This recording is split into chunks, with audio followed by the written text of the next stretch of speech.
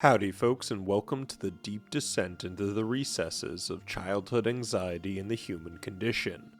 Welcome to the Pajama Sam No Need to Hide When It's Dark Outside retrospective. We'll be playing through the whole story, pointing out the dark themes which are presented during this epic and fear-inducing 2D point-and-click adventure game. We'll also be using the game's auditory soundscape, detailed aesthetics, and dastardly gameplay mechanics to weave a picture of ingenuity and horror. Pajama Sam No Need to Hide When It's Dark Outside, or NNTHWIDO for people in the know, is on the surface a children's puzzle game. First released on October 18th, 1996, it was a hit, selling nearly 3 million units and winning up to 50 awards. With more remasters than Skyrim on consoles like the Wii or PS4, Pajama Sam's iconic look and titular gameplay have influenced so many minds of my generation. But in a good way? Phew. Yes, fellow old school gamers, while playing through what I thought would be a fun childhood nostalgic trip, I soon learned that this game houses cosmic horrors and lethargic characters that seem to be stuck in limbo. Like biblical limbo, not this limbo. The characters you meet along Sam's journey all represent different phobias and regrets.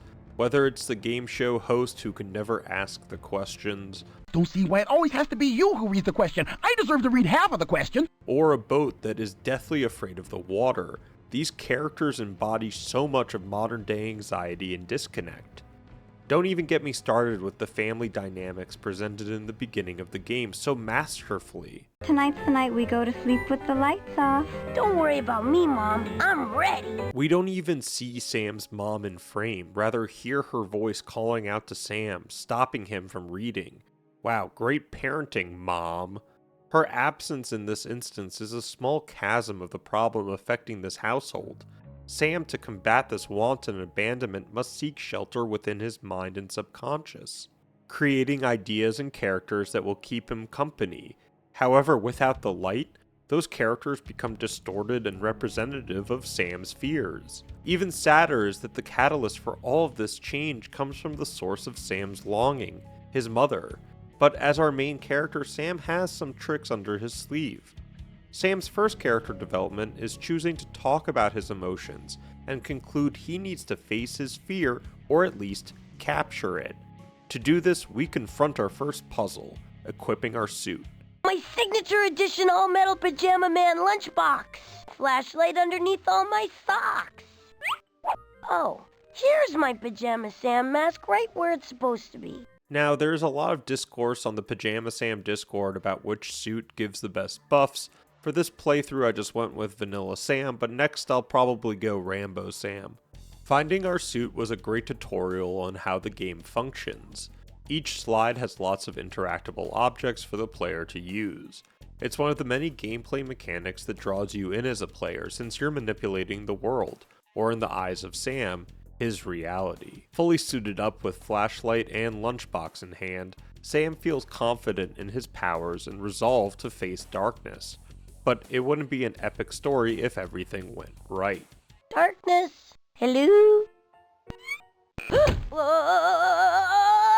Wow! Entering the dark closet, Sam plunges through a dimensional portal, and we get the title screen. Already, we see the visuals have warped into this surrealist conglomeration of Sam's life. This is a great juxtaposition from Sam's room. However, I have to note that even when we were in the first reality, Sam's imagination can run wild. But as intrigued as I was from the art direction, I couldn't help feeling lost in this sea of darkness. No music greets you while you descend into madness, and even the cool sound effects Sam makes couldn't hide the fact that I was feeling watched. We approach a bridge and see a log floating in the water. Sam can't reach it yet. We also find a sock, and I have to laugh that even in Sam's subconscious nightmare, the idea of picking up his socks still reigns supreme. But as soon as I felt like we were getting somewhere, the game throws this at you. Whoa! Customs inspection! Customs. As hilarious as these trees were, what they represent is terrifying. The trees address Sam as customs inspectors, but they don't show any badges and don't divulge their officer numbers. This is an obvious breach of Sam's rights and goes to show that the Land of Darkness is run by a mob state of trees, using coercion and violence to take power. The tree mob confiscates our most valuable tools for fighting darkness, our flashlight and our lunchbox. Damn them. My Pajama Sam mask! Pajama Sam, eh? Well, all right then, Pajama Sam. You can go, but I've got my eye on you. But not all trees are bad, since after this encounter we talk to this nice tree, which allows us to borrow a rope and calm Sam down about his stolen items. I feel bad about you losing your things. Yeah, how am I supposed to capture darkness without all my stuff? Well, I'm sure your things are here in the Land of Darkness somewhere. The tree informs Sam that the custom agents probably have left his items around the Land of Darkness, and he must find them in order to capture darkness. I love how the quest expands, starting from a simple closet sweep to an interdimensional nightmare scavenger hunt. Even though I didn't know what the wood would be used for, I tried interacting with it with the rope to my success. Unfortunately, the rope didn't make it. We venture onward and discover Dark's house, a huge tree monstrosity that towers over Sam, showcasing the domineering power it has over the younger child. But Sam's not out of this yet, and there are two other paths that we can choose before entering Dark's house.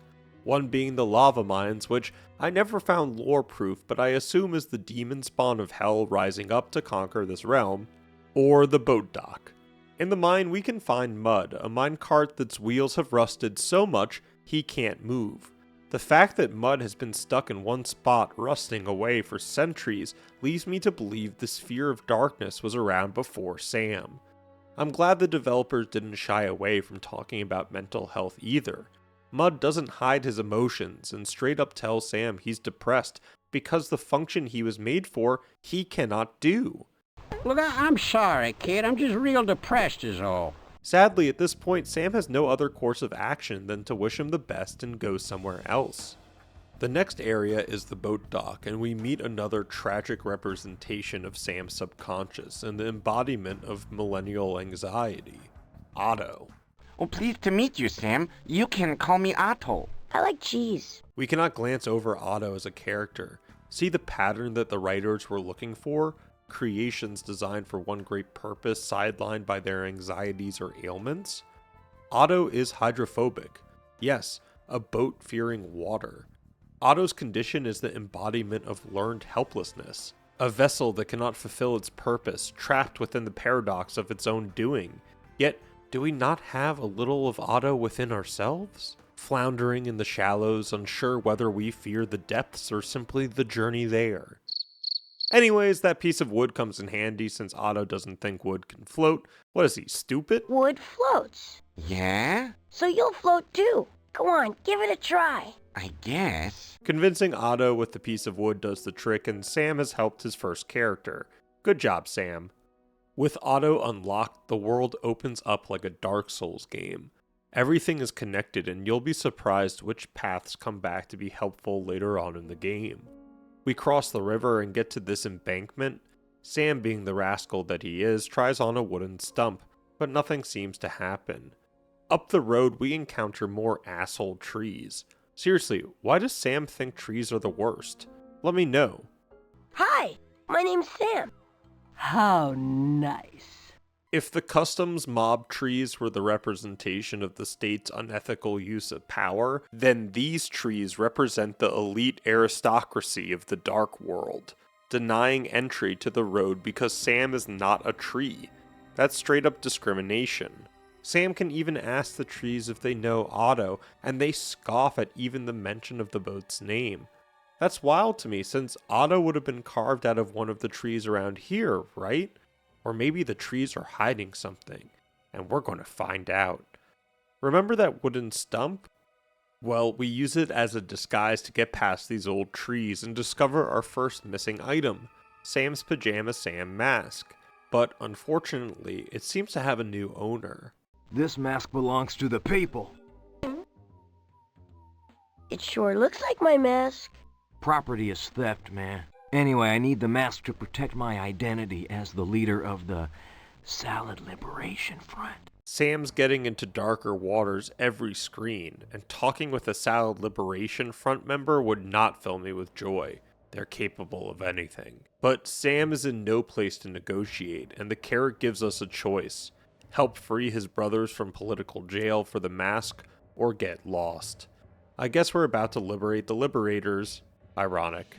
We double back to Otto and explore more of the waterways, discovering an old shack that we can't access, but did have a bucket of oil and a waterfall that somehow we don't dive from. That drop leads Sam and Otto into this cave system, with one way blocked by a strong current and an exit back up to the main estuary. Our next stop was Darkness's house, and oh boy, was I scared. Shucks, Scoob, I didn't know what could be happening in this place. Sam utilizes some physics and we gain access to the house.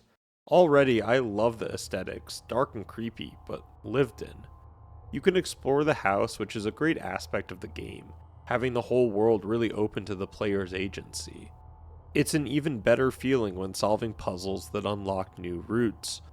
I wasn't lying about how Dark Souls took this mechanic. Well played, developers. Our first door leads us into a room of dancing furniture, but again, Sam gets subjected to discrimination. Okay, I don't see him anymore. There are a lot of theories on this room and what it represents. I scoff at the notion this room is Sam's school life, rejected by his peers from the party of life, an allegory for friendship in adolescence. I tend to gravitate towards a more parent-centric view, that the party is actually playing off his own subconscious view of his parents' parties. Notice how all the furniture stops when Sam enters the room, just like how when a child enters the room when parents are partying, everyone stops. What do you think?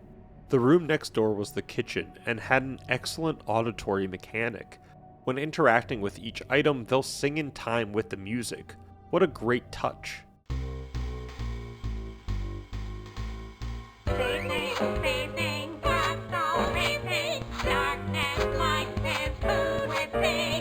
We also found the fridge holding the freedom fighters and make our jailbreak. Hey guys, don't you see he's with me and you're free to go? The revolution is here. With the carrots freed, we obtain our Pajama Sam mask. 2 more things to go. Our next encounter is with the Brain Tickler game show doors, who are destined to purgatory for eternity. The game where you get to show how smart you really are! The Brain Tickler game itself isn't so bad, and honestly a fun puzzle, since the player must discover certain areas in the game organically. No looking up a guide on Netscape. We need to free Mud of his depression by using the oil we got at the abandoned shack on his wheels, freeing him from the agony of boredom and strife. Ooh, yeah! Yahoo! Banzai!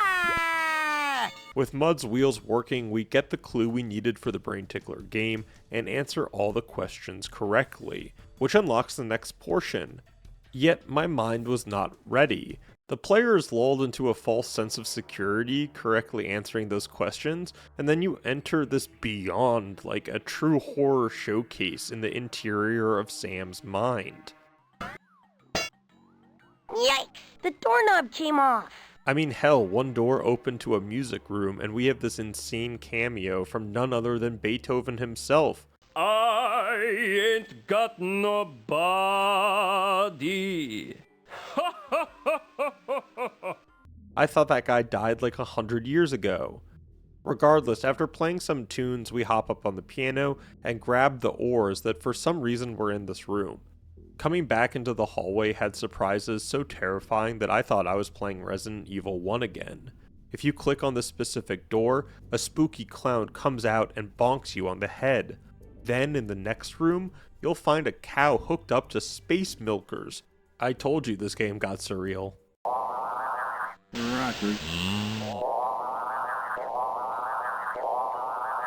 Rockers. I also laughed a bit at the sock being on a door handle. That means something else not in the context of a kid's game, and we don't know what goes on at Dark's house. As we explore more, we find out Dark likes to read books, and that the house itself is full of secret passages. You must push in only blue.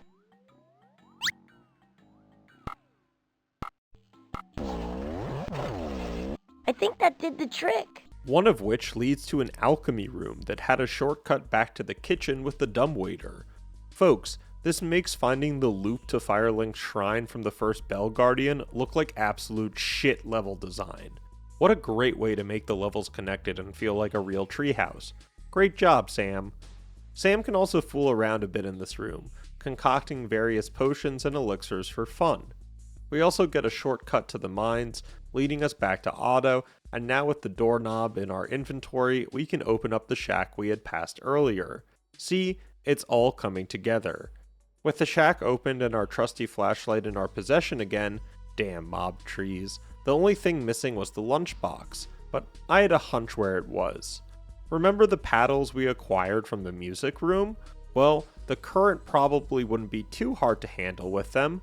So Otto and Sam take on the rapids and get Sam close enough to the bucket to get pulled up. Otto, do you think you could get us over by the bucket now? Yeah! We find the lunchbox, but can't grab it yet until we logic our way past this well boss. Well, it seems very silly to call it a lunchbox when you wouldn't dream of having it for lunch. But your lunch goes in it. Your lunch goes in you, does it not? Perhaps you would like me to call you Lunchbox as well. The well makes a good point. Why do we call it a lunchbox? With all the items now in hand, we have the tools to capture darkness for good. Back down the well, through the rapids, up the water spout, glide into the stream, and finally confront darkness. Even though Sam doesn't outwardly express his emotions during this journey back to Dark's house, you can tell he is apprehensive, even with all his tools. Sam needs to realize that the power is within himself, not based on what's around him. Sam reaches Dark's bedroom to find it empty, but familiar. Does anyone notice that Dark's bedroom is almost identical to that of Sam's? Par the toys and the ceiling fixtures.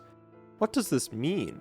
Is darkness a part of Sam he can never erase? Is Sam doomed to this destiny? Another interesting detail is the closet being locked as well. Is Dark scared of something in there? Without too much time between, we find the key and unlock the closet door, and end on this heart-wrenching cutscene. Sam has trekked through his dark subconscious, being attacked and thwarted by the very brain that inhabits his body. Never once has Sam asked himself, who is darkness, and what does he want? Why would you want to put me in a box? So I won't have to be scared of you anymore? You're scared. I'm the one who's going to be stuck in the box. Wow, Dark throws a valid question at Sam. Why is Sam scared when darkness would be trapped in the box? Sam is trying to avoid the fear, avoid the dark, but in reality, what does that really do? Instead, Sam rises to the occasion and just like the seventh seal, challenges Dark to a game of cheese and crackers. With the finishing move, darkness is defeated, but hints at a sequel through the line, maybe we can play again tomorrow night, indicating the developers have much more in store for the players. And finally, we're back in Sam's bedroom. Wow, I now know why they call it a trip. Sheesh, who sold me these? Sam's mother must have heard some commotion because she checks in on him, yet again doesn't show herself. But Sam's conquered a lot in this short time, and we'll deal with this another day. And wow, that's the end of the game. There's still so much more to think about and analyze. Do they resolve Dark's tragic backstory next time? What will the relationship be between mother and son? And will anyone take down the tree mob and the aristocracy? We'll find out next April Fools. Thanks so much for watching my attempt at something comedic. Hope you enjoyed. Talk to you soon and all the best. Dog Dad. Let's see what you really look like. Me not that kind of orc.